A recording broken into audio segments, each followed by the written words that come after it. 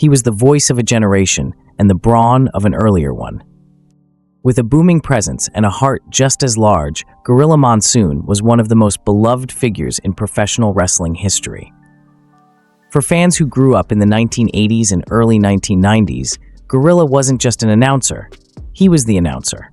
He was the steady voice in the chaos, the moral compass in a world of backstabbing heels and heroic babyfaces. But before he was the voice behind the mic, Gorilla Monsoon was a rough and tough grappler, a towering force who ruled the ring in the 60s and 70s.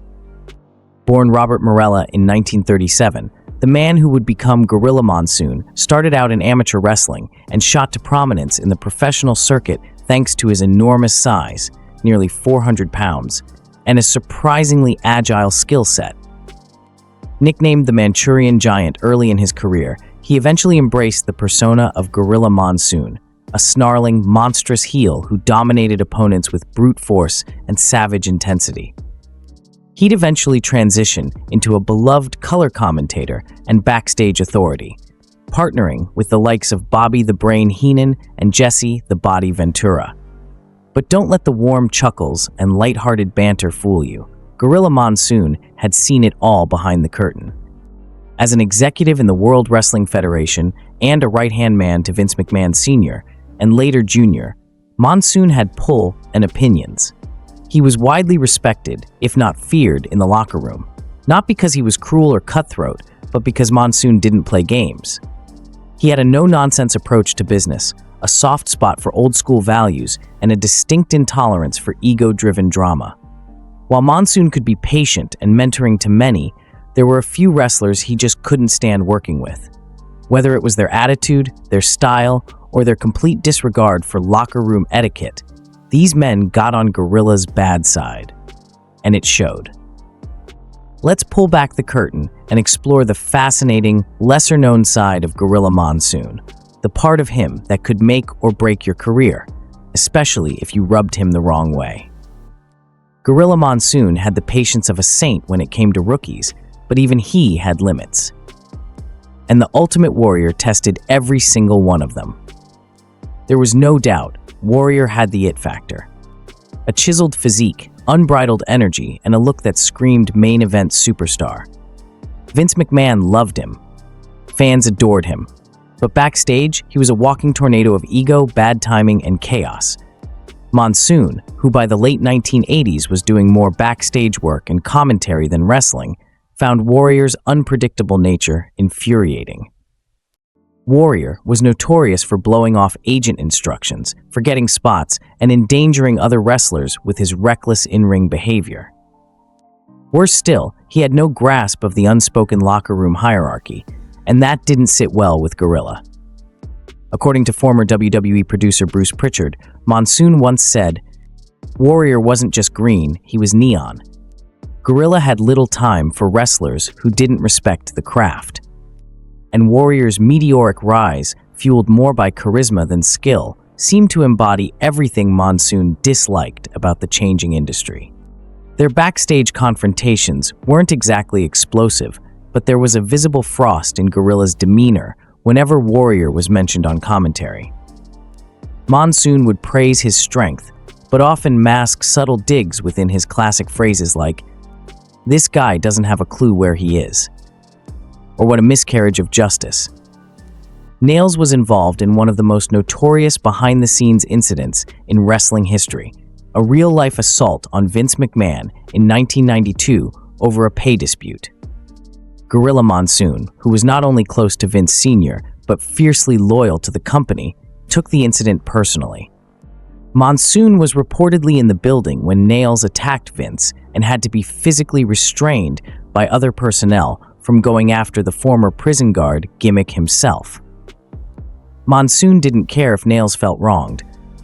He saw the attack as disgraceful, a betrayal of everything the business stood for. In later interviews, Monsoon would never explicitly mention Nails, but those close to him, including Jim Ross and Pat Patterson, confirmed Monsoon considered him scum and blacklisted him from any future bookings. Gorilla didn't just dislike Nails, he detested him. Once you cross that kind of line, there was no redemption in Monsoon's eyes. At one point, Monsoon had great respect for Hossein Khosrow Ali Vaziri, better known as the Iron Sheik. A legitimate Olympic-level grappler and gifted heel, Sheik had carved out a special place for himself in the industry. But as the years went on, his erratic behavior, substance issues, and explosive temper wore thin on Gorilla's patience.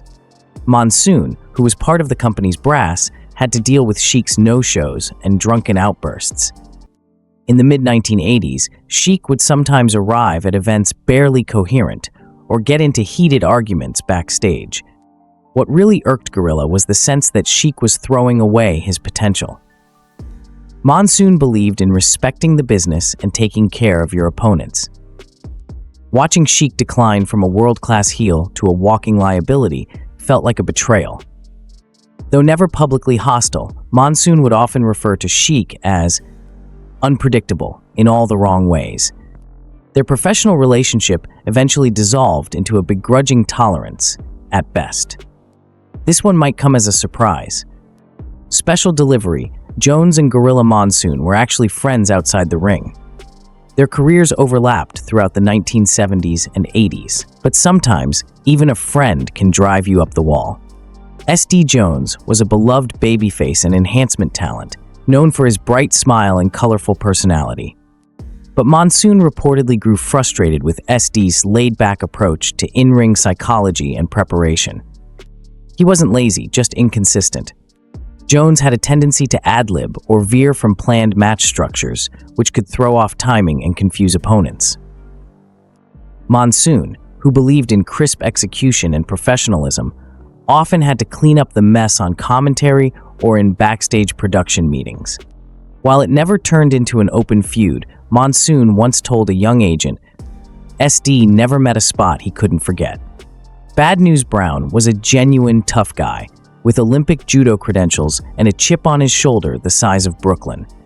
Monsoon respected Brown's legit background, but their philosophies on the business couldn't have been more different. Brown famously refused to sell for certain wrestlers or do jobs he didn't agree with.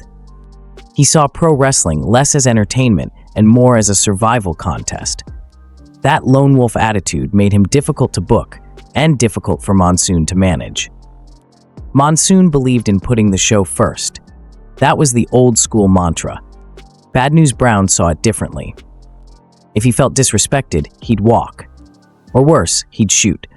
The tension between the two peaked in the late 80s during Brown's short-lived main event push. Gorilla, by then deeply involved in production, reportedly vetoed several storyline pitches involving Brown due to his unwillingness to cooperate. He told one producer, "I won't waste airtime on a guy who won't play ball." What's clear in all these stories isn't that Gorilla Monsoon was some grumpy old gatekeeper clinging to the past. It's that he believed in respect. Respect for the business. Respect for your fellow workers. Respect for the fans. The men who got under his skin most weren't necessarily the worst wrestlers. They were the ones who dismissed that code of honor.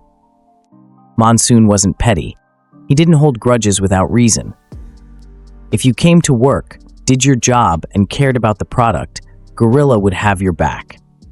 But if you were sloppy, arrogant, or made a mockery of the craft, you'd feel the cold shoulder of one of the most powerful voices in the company. It's worth noting that Monsoon also mentored dozens of stars, many of whom went on to become legends. Bret Hart, Shawn Michaels, Randy Savage, they all had Monsoon's respect because they respected the business. Even Bobby Heenan, his longtime commentary foil, once said, "Gorilla would rip you on commentary and then buy you dinner after the show if you were one of the boys. But if you weren't," he made it clear, Gorilla Monsoon passed away in 1999, leaving behind a legacy that stretched from the ring to the broadcast booth to the boardroom. His voice is immortal. His presence still felt, but perhaps his greatest legacy lies in the standards he upheld. Wrestling was real to Gorilla, not in the break kayfabe sense, but in the sense that it mattered. The passion, the performance, the professionalism, it mattered. And if you didn't treat it with the same reverence, Gorilla Monsoon would let you know with just a look, a sigh, or maybe a classic one-liner. Give me a break, will ya? Well, that's all we've got time for today. A big thanks for watching. If you enjoyed this video, don't forget to give it a thumbs up and make sure to hit that subscribe button so you don't miss out on any of our future content. See you in the next video.